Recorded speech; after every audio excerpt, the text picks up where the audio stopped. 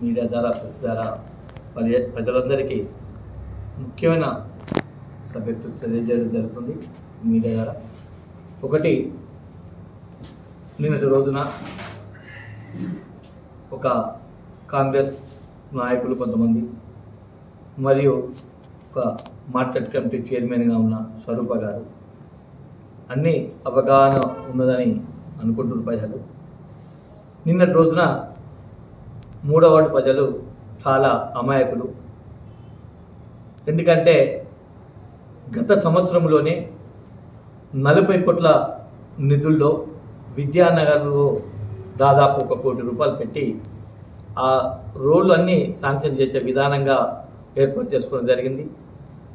Election ముందే tender పెట్టుకోవడం జరిగింది, టెండర్ ఓపెన్ చేసుకోవడం జరిగింది. గవర్నమెంట్ పోగానే ఆ టెండర్ను ఆ నిధులను ఎలక్షన్ కూడా వచ్చిందని ఆపి ఈ రోజు వరకు సుతా 40 కోట్ల రూపాయలు ఆపిన ఘనత ఎవరిదంటే కాంగ్రెస్ ప్రభుత్వం.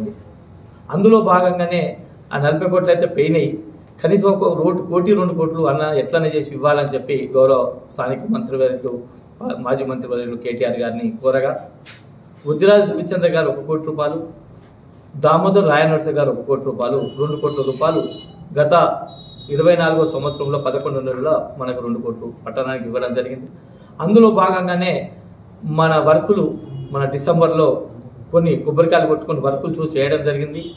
అందులో భాగంగా ఈరోజు ఈ వర్కులు అనేటి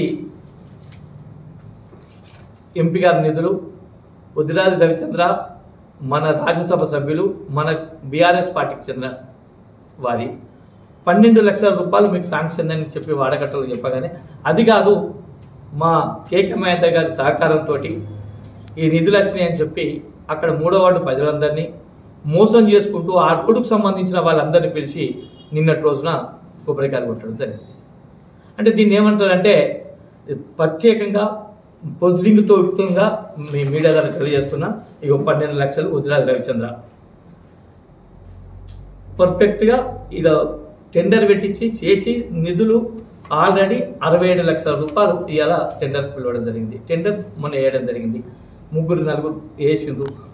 దాన్ని ఈరోజు నిన్నటి రోజున కాంగ్రెస్ నాయకులు అందరూ పోయి వాళ్ళకి తెలిసి చేసిందో తెలియదు కానీ ఈ 12 లక్షల రూపాయలు మా కేకే మహేందర్ రెడ్డి సహకారంతో మా నిధులని చెప్పి ఒక మార్కెట్ కమిటీ చైర్మన్గా ఆమె మాట్లాడడం చాలా విడ్డూరంగా ఉంది, చాలా సిగ్గుసేటుగా ఉంది. అవసరమైతే మీ పనుసు కేకే మహేందర్ తోటి పనుసు పెట్టి తెప్పించి కొబ్బరికాయలు కొట్టి బాజాప్తా ఇగో మా కేకే మహేందర్ రెడ్డి మా కాంగ్రెస్ పంచం చెప్పాలి. కానీ ఎవరిదో పనుసును పట్టుకొని మీ కాంగ్రెస్ నాయకులను పిలిపించి ఆడ కొబ్బరికాయలు కొట్టుడు సిరిసిల్ల పట్టణ ప్రజలందరికీ అమాయకులేం కాదు, 3వ వార్డు ప్రజలందరూ అమాయకులేం కాదు. ఖచ్చితంగా ప్రొసీడింగ్లతో సహా మీడియా ద్వారా నేను తెలియజేస్తున్నా. ఇటువంటి పబ్లిక్ అక్కడ రేవంత్ రెడ్డి ఎట్లా మోసాలు చేస్తున్నారో ఇక్కడ కాంగ్రెస్ నాయకులు ఆ విధానంగా మోసాలు చేస్తున్నారు అని చెప్పి దీన్ని స్పష్టంగా దీన్ని బట్టి అర్థమవుతుంది. ఇంకోటి ఒకటే విషయం మేము చెప్పదలుచుకున్నాం, ఇటువంటి మోసాలు పబ్లిక్ను చేయొద్దని. ఇప్పటికి దాదాపు 18 నెలల పాలనలో సిరిసిల్లాకు పట్టణానికి మున్సిపల్ ద్వారా కానీ ఏదో కానీ పట్టణానికి కనీసం 5 లక్షలు 3 లక్షలు ఇచ్చి హెచ్బిఎస్ పనుల కింద ఇచ్చి ఏడాది అవుతుంది. ఆ నిధులు ఈ రోజు వరకు సుతా కొబ్బరికాయలు కొట్టిన పాప నెరకలేదు. కానీ ఈ రోజు వరకు సుతా 18 నెలల పాలనలో సిరిసిల్లాకు నయా పైసా తీసుకురాలేదు ఈ కాంగ్రెస్ ప్రభుత్వ నాయకులు. మేము ఇది చేస్తున్నాం అది చేస్తున్నాం ప్రజాపాలన అంటారు. నయా పైసా వర్కుల్లోపు నయా పైసా పనుల్లోపు ఇవాళ కాంట్రాక్టర్ కానీ వీళ్ళు కానీ పాత పనులే బిల్లు చూసి ఇవ్వడం లేదు, వదగొత్తు పడతారు. ఇవన్నీ ఇట్లుంటే ఇక మొన్నటి రోజున అక్కడ వేములాడ ప్రాంతం పెద్దలు ఆది శ్రీనివాస్ గారు ఖచ్చితంగా మన సిరిసిల్లకు అనుసంధానంగా ఉన్నాడు కాబట్టి ఈ 40 కోట్లు ఆగిపోయిన దాన్ని ఖచ్చితంగా మనం పోయి అడిగితే మనకు శాంక్షన్ చేస్తారని చెప్పి అనడం జరిగితే ఈ 40 కోట్లకు సంబంధించిన ఫైల్ తీసుకుపోయి ఆది శ్రీనివాస్ గారికి ఇస్తే దాదాపు ఇచ్చి ఇప్పటికి 8-10 నెలలు అవుతుంది.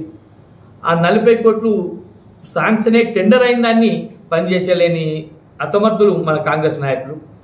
ఇవాళ ఆయన కోట్ల మీద కోట్లు తెప్పించుకుని అభివృద్ధి చేసుకుంటున్నా అక్కడ చెప్పుకుంటున్నా కానీ సిరిసిల్ల పట్టణానికి నయా పైసా ప్యాకేజీలే ఉల్టా 40 కోట్ల వర్క్ క్యాన్సిల్ చేసిన జరుగుతుంది.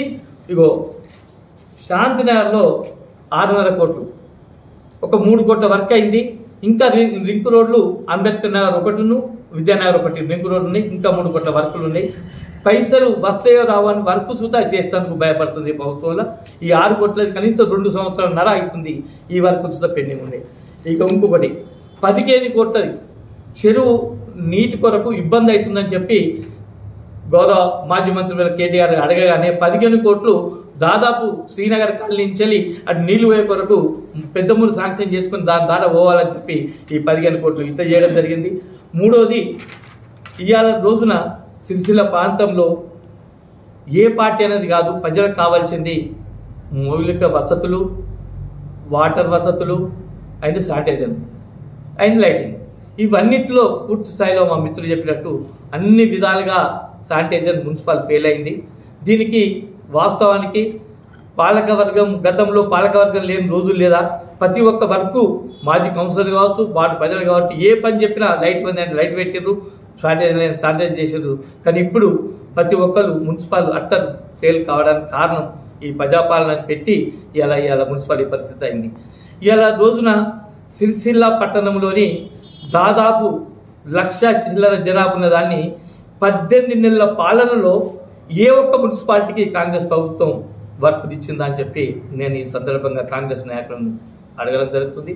అంతేకాకుండా కొత్త వర్క్ తీసుకురాకుండా పర్వాలేదు, మన పాత వర్కులు టెండర్ అయిన దాన్ని రీఓపెనింగ్ చేపించి కనీసం సిరిసిల్ల పట్టణాలకు ప్రజలకు మీరు నాయకులు అందరు కలిసి ఖచ్చితంగా ఈ వర్కులు చాలా విధానంగా అంటే శాంతినగర్ శ్రీనగర్ కాలనీ వాళ్ళు చాలా బాధపడుతుండ్రు. వాళ్ళకి వాటర్ వసతులు ఇబ్బంది అయితే